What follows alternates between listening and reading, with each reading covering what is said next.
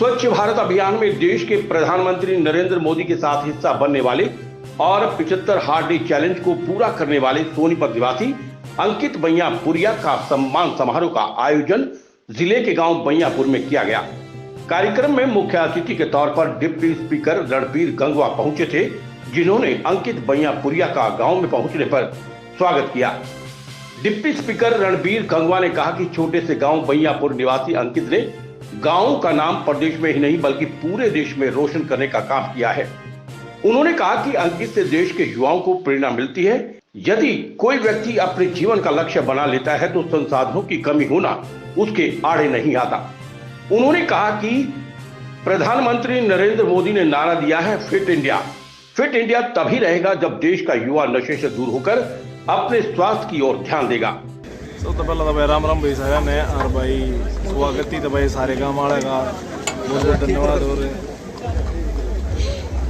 सब भी आए उनका बहुत बहुत धन्यवाद है। जितने भी जो भी लोग आए सबका दिल का धन्यवाद और बहुत बढ़िया लग गया।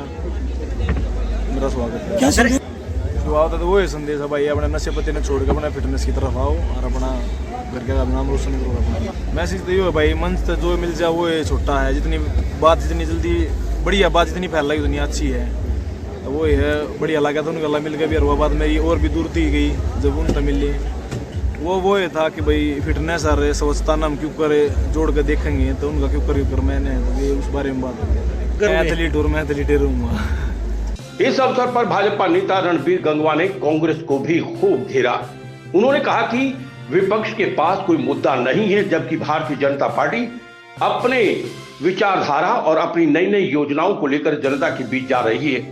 उन्होंने कहा कि आज पूरे देश में भारत संकल्प यात्रा निकाली जा रही है, जिसका प्रत्येक गांव में पहुंचने पर जोरदार स्वागत हो रहा है। कार्यक्रम में पहुंचे अंकित बैयापुरिया ने युवाओं से अपील करते हुए कहा कि उन्हें नशे से दूर रहकर अपने स्वास्थ्य की ओर ध्यान देना चाहिए। हमारा काम तो मैनेज करना है सेशन का विधानसभा को, और हमारा वो पूरी तैयारी है। और विपक्ष के साथ पास मैं समझता हूँ कि आज कोई मुद्दा नहीं है। जिस तरीके से आदरणीय नरेंद्र भाई मोदी जी के नेतृत्व के अंदर देश के अंदर सरकार चल रही है, आदरणीय मनोहर लाल जी के नेतृत्व के अंदर प्रदेश के अंदर ट्रांसपेरेंसी के साथ सरकार चल रही है, और उसके ऊपर मोहर लगाने के काम जो अभी हाल ही के अंदर जो रिजल्ट आए हैं उन प्रदेशों की जनता ने भी मोहर लगाने का काम किया है। तो निश्चित रूप से जिस तरीके से कार्य कर रही है एक अलग हट करके जो हमारी सरकार जो है कार्य कर रही है, अब तक जिस तरीके से जो काम था युवाओं के अंदर एक विश्वास पैदा करने का काम किया है, बिना खर्ची बिना पर्ची के नौकरी दे करके।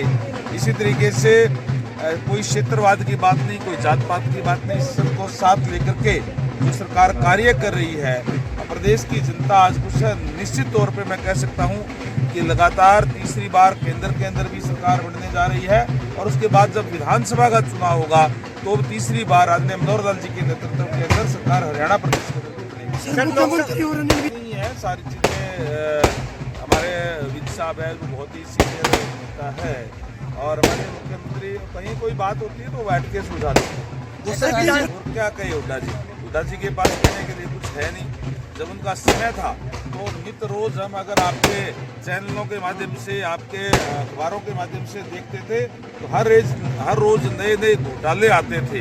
आज उन भ्रष्टाचार पे अंकुश लगाने का काम हमारी सरकार ने किया है।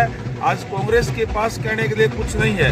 और दूसरी बात ये कि भारतीय जनता पार्टी को कांग्रेस की चिंता करने की जरूरत नहीं है, उनके साथ लड़ने की जरूरत नहीं है। उनको तो वो तो एक दूसरे को वो निपटाने का काम कर देंगे। हम तो अपने विकास कार्य जिस ट्रांसपेरेंसी कार्य किया है उन बातों को लेकर के जनता के बीच जा रहे हैं। और विकसित भारत जो यात्रा हमारी जो चल रही है संकल्प यात्रा, बहुत ही जबरदस्त लोग उसके अंदर आप गाँव के अंदर जाकर के देखिए किस तरीके तक धरातल तक अंत्योदय यानी अंतिम व्यक्ति तक सरकारी सेवाओं का लाभ पहुंचा है। चाहे वो चिरायु कार्ड की बात हो, चाहे वो बीपीएल कार्ड की बात हो, अनेक जो लोगों को लाभ पहुंचा, लोग आज उठ करके स्वागत करने के लिए संकल्प यात्रा का आ रहे हैं। और देश और प्रदेश की जनता ने संकल्प लिया है कि मोदी जी ने जो संकल्प लिया कि 2047 के अंदर भारत विकसित देश होगा, उसके अंदर पूरे देश की जनता उनका साथ देगी। श्याम वशिष्ठ की रिपोर्ट।